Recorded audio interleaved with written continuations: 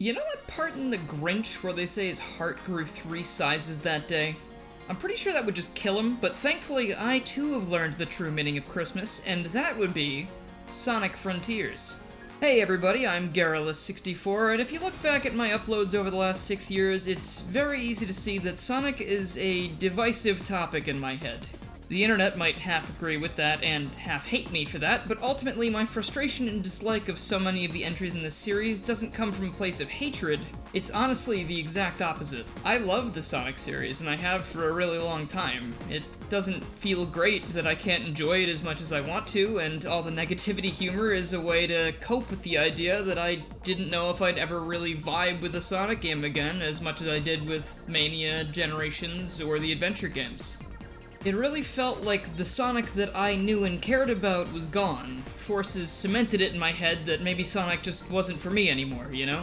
But Sonic Frontiers has made me feel a way about this series that I haven't felt in almost 11 years. Seeing my past discussions of Frontiers on this channel, that may be surprising, and some of you may point and laugh and say, "I told you so," and you know what, I'm gonna take the L on this one. I was wrong. I still don't think criticizing the issues seen in the trailers was an incorrect thing to do, though, as I just wanted it to turn out to be a better game, but having the game in my hands now for a few days, thanks to the review code, thank you again, no amount of trailers or hype could have possibly prepared me for the things I've been feeling, guiding Sonic through this absolutely breathtaking new take on the stories and characters I've loved for so long.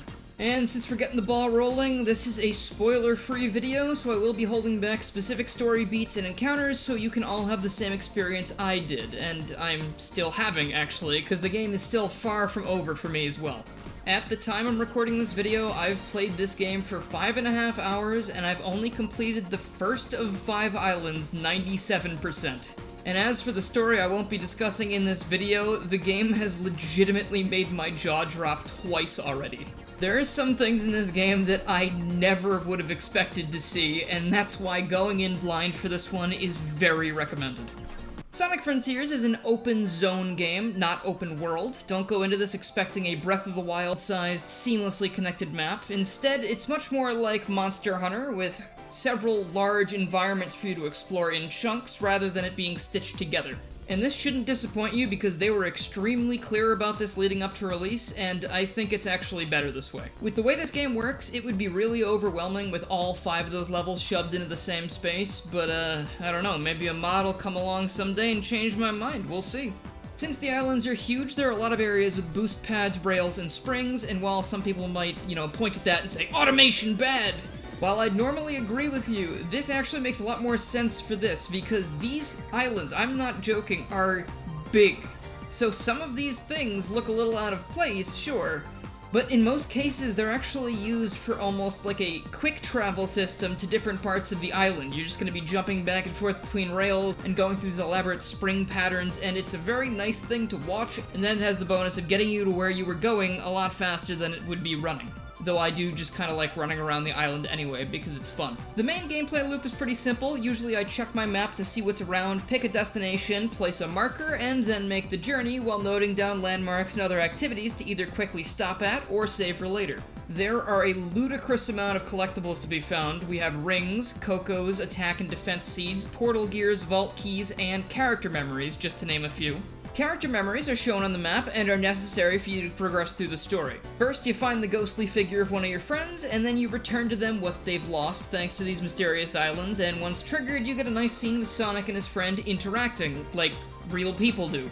These scenes may progress the plot technically, but a lot of these conversations are just really nice character interactions between characters that finally feel like they have character again, and I can't gush about it because I won't spoil it for you, I just won't.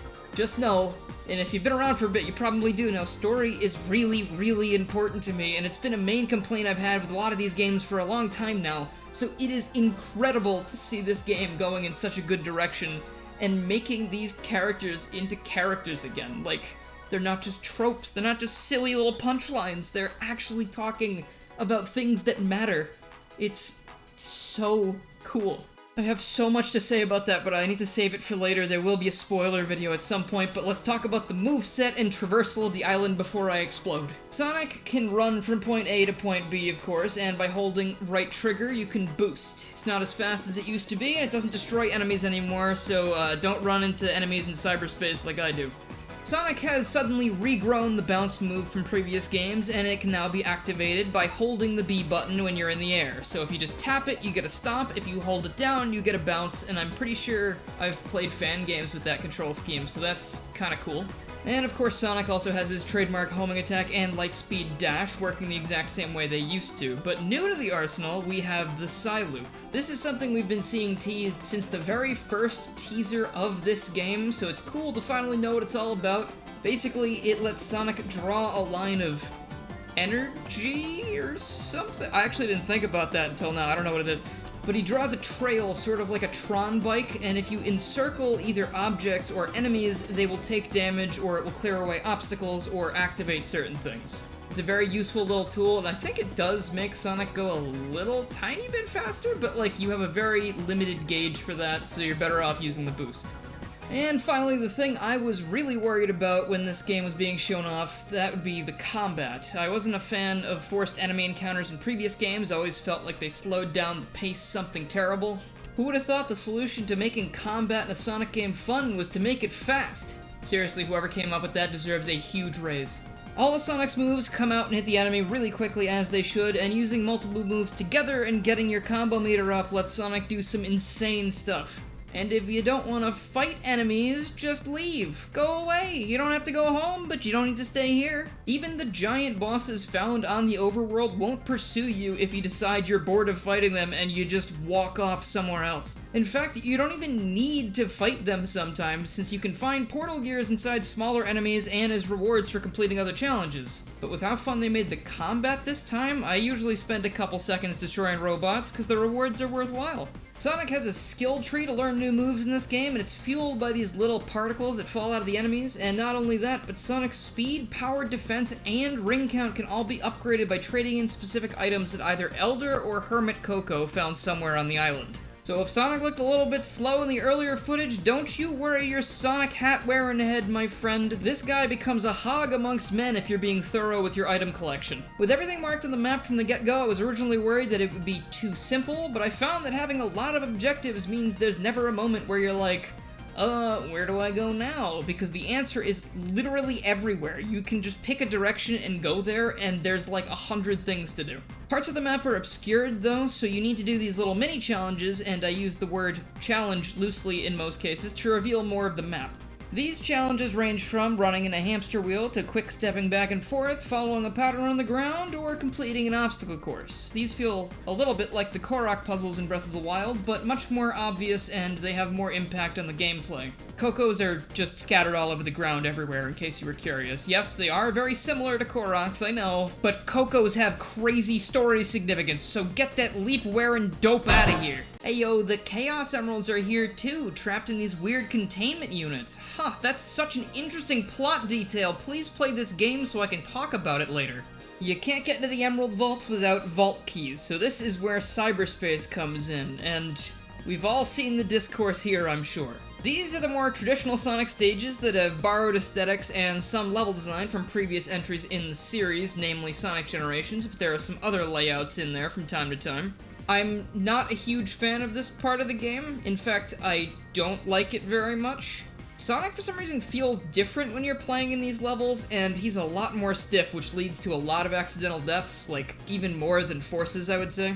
And this is especially weird to me considering Sonic controls like a dang dream on the overworld, and in an amazing turn of events, you're even able to customize how Sonic controls in the options menu if you want. Things like how fast he accelerates to top speed, how easy he turns, how high the bounce height goes.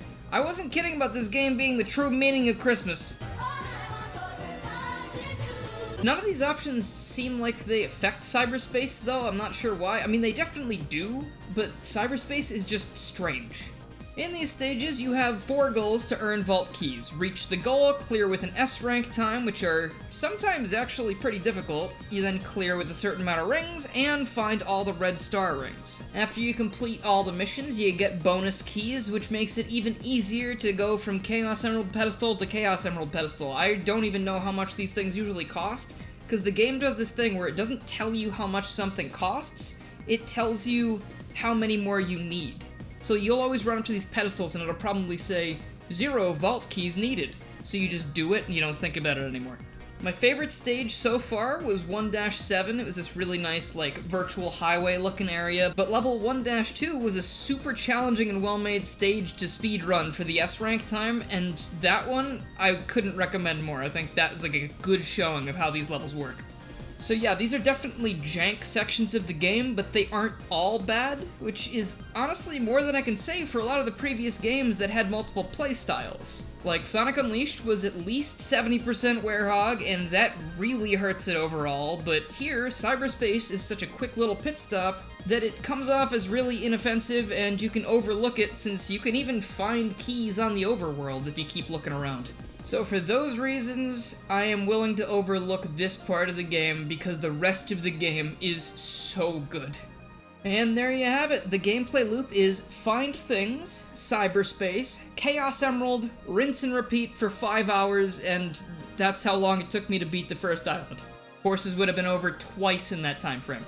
If you had any doubts, this is a $60 game, easily. Especially since Big the Cat returns and has the most chillax fishing minigame you will ever see. It's even got this super calming lo-fi song to study and catch fish to in the background. Oh my goodness. Every single aspect of this game is easily 10 times better than what came before it. Like, closing thoughts for this spoiler-free video, from a pure gameplay standpoint, this is the best 3D Sonic game. That's it, that's the statement. It sounded like I was gonna say something else because I'm nervous to say that, but that's it. This is the one. Buy this game for the gameplay, buy this game for the story, buy this game for the characters and the music that stuns me with every note and the atmosphere that hits harder than anything else in the franchise.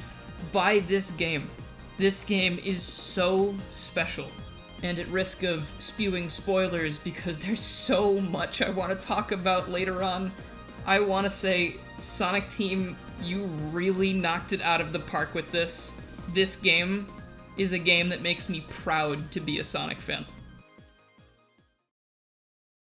Oh boy, okay, I had to stop myself before I got really sappy there at the end, but believe me, if you want to see sappy, look out for the spoiler video I'm gonna do sometime in the future, probably a few weeks from now if I had to guess. Wanted to say thanks again so much for the review code. I really appreciate the opportunity to check this game out, and I am honestly so blown away by this, and it's made me so happy over the last couple days. But hey, if you liked the video and you haven't already, please make sure you subscribe, click the bell, follow my Twitter, join the Discord, and keep up with more things Sonic and other things that aren't Sonic, because I do a lot of things. I'd also like to thank my current channel supporters, who are Brady Hilkemeyer, Mimic, Noah Wizbios, Minty, ScratchAttack64, Danny Lee Dauber, Dax, Ty Little Tech Guy, Jeremy, Crystal, Chaos, Dork in a Hat, Mega Traffic Cone, and on Patreon we have Noah Wizbios again, and John the Real Wawa Luigi. Thank you guys so much for the support, it really means a lot, and thank you also to everyone in the $1 tiers, which also helps a lot. If you'd like to become a member of the channel yourself, you can click the join button below the video, and you will get access to, I think, 23 members-only videos, and you'll get shoutouts at the end of the video. But that's it for me for this week. I hope you had a good time, and I'll see you all next time.